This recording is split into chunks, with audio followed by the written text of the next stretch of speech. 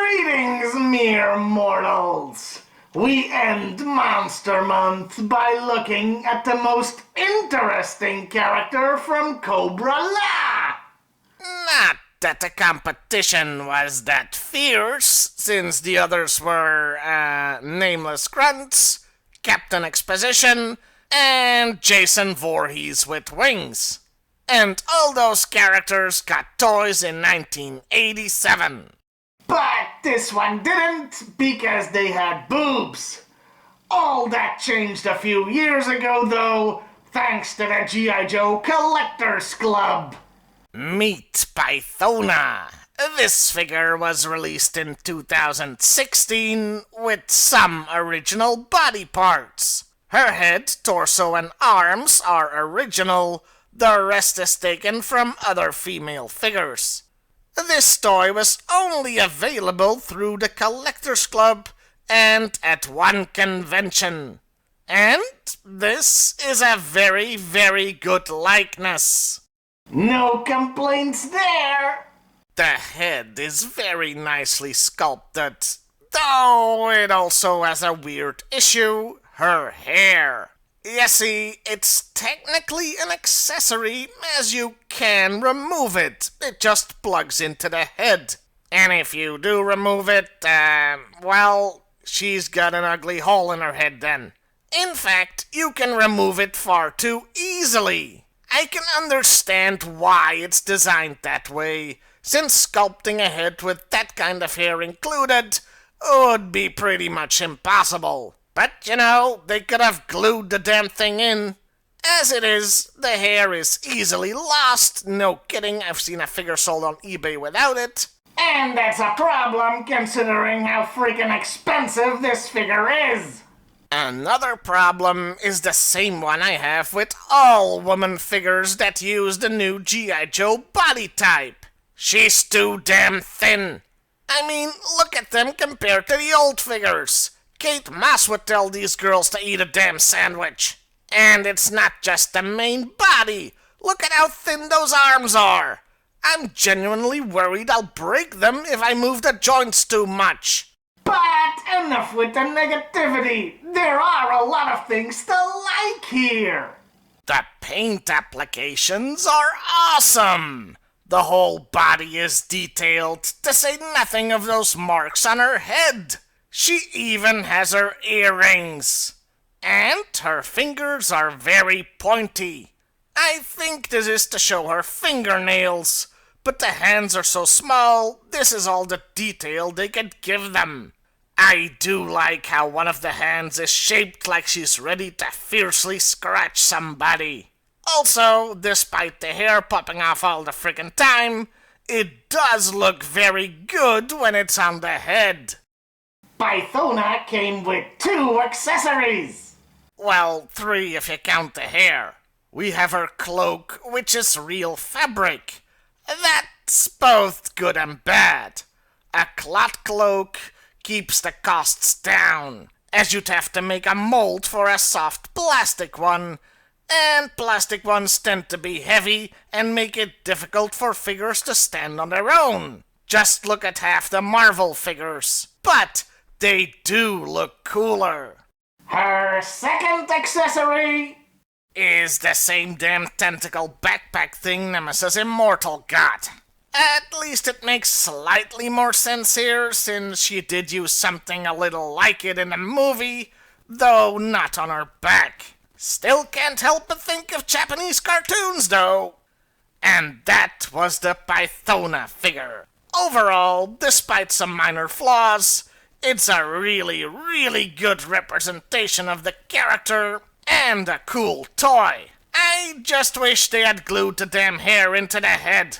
You have no idea how many times the thing fell off during the making of this episode. Before we get to the character, let's address the elephant in the room here. Why didn't Pythona get a figure in 1987?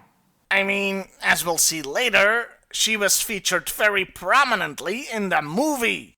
Short answer is because girls have cooties. More elaborate answer, Hasbro and every single other toy company out there have stated women characters don't sell well in boys' toy lines. We're not gonna go into detail about that here today. That can of worms is worthy of an episode on its own somewhere down the line, but it is the excuse Hasbro used. Except I think that's bullcrap in this case. Because Cobra-La was a 3-pack. There were no single-carded figures, so they could have made it a 4-pack, including Pythona, and lost no sales.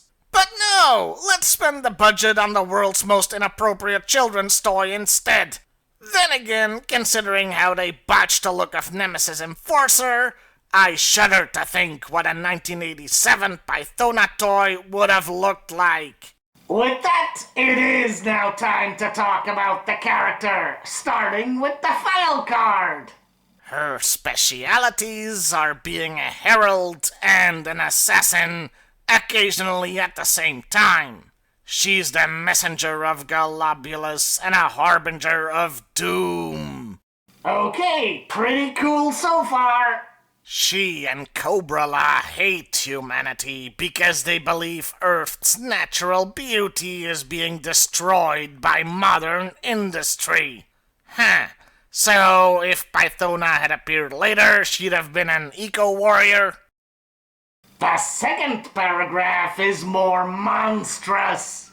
She is a nightmare personified. She's either stunningly beautiful or a frightening banshee depending on who sees her. She has razor-sharp claws that are deadly poisonous, and it's assumed she's had biogenetic manipulation. Yeah, considering what we know of Cobra-La, that's a safe bet. As an aside, the card art is very nice, though not 100% accurate, as she has the normal proportions of a woman, not a stick figure like the toy. Oh, and they gave her a motto. Prepare for eternity. That's something she actually does say in the cartoon. Prepare for eternity. That does bring us, once again, and hopefully for the frickin' last time, to G.I. Joe the movie. Once more onto the breach, dear friends, once more. As I mentioned, she's a major character in the movie from the very start. Hell, after the opening theme, the movie itself starts with her infiltrating Cobra headquarters to talk with Serpentor. And she kicks all kinds of ass doing it.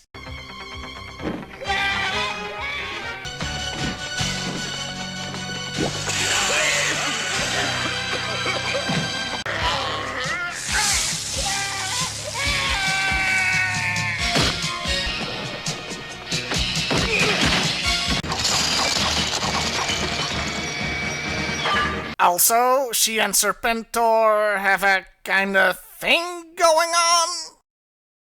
When you were created, my face was etched into your soul. I like that. It's poetic in its simplicity. The next time we see her, it's interesting to note that although Nemesis Enforcer bitch slaps him, it's seeing Pythona that makes Cobra Commander crap himself. It is not his head you should be worrying about, Cobra Commander. Pythona! No! No! She then bribes the Dreadnoks. Does this answer your question? A gem of that size answers all my questions. Honestly, she's more proactive than anybody else in the movie. Pythona has her own scenes in the final battle, of course. She takes on Jinx, because if you have women fighters in a cartoon, of course they can only fight each other. Look, I know why this happens. The creators don't want to show man-on-woman violence. But it comes off like they just want a catfight. Anyway, her and Jinx are evenly matched until the ninja puts on a blindfold. It makes sense in context, trust me. And she's then defeated and thrown into an abyss, and well, she's presumed dead since we never see her again. And that was Pythona. She was by far the best character from Cobra-La, and a good monster to boot. Deadly, imposing, and oddly attractive. It's a crime she didn't get a toy in the original line, and it took 29 freaking years to correct that error. Well, sort of, considering the toy we got is a Collector's Club exclusive and extremely rare. Well, Monster Month is finally over. For real this time. Sorry, I think I'm getting paranoid. It's been fun, mortals. Well, except for having to watch G.I.Joe the movie a bunch of times. Could have done without that. I'm gonna need like 11 months to get over that. So, until next year, mere mortals. I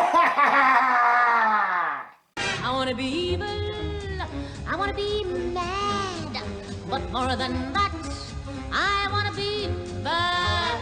I wanna be evil and tremendous, just to see my partner's face.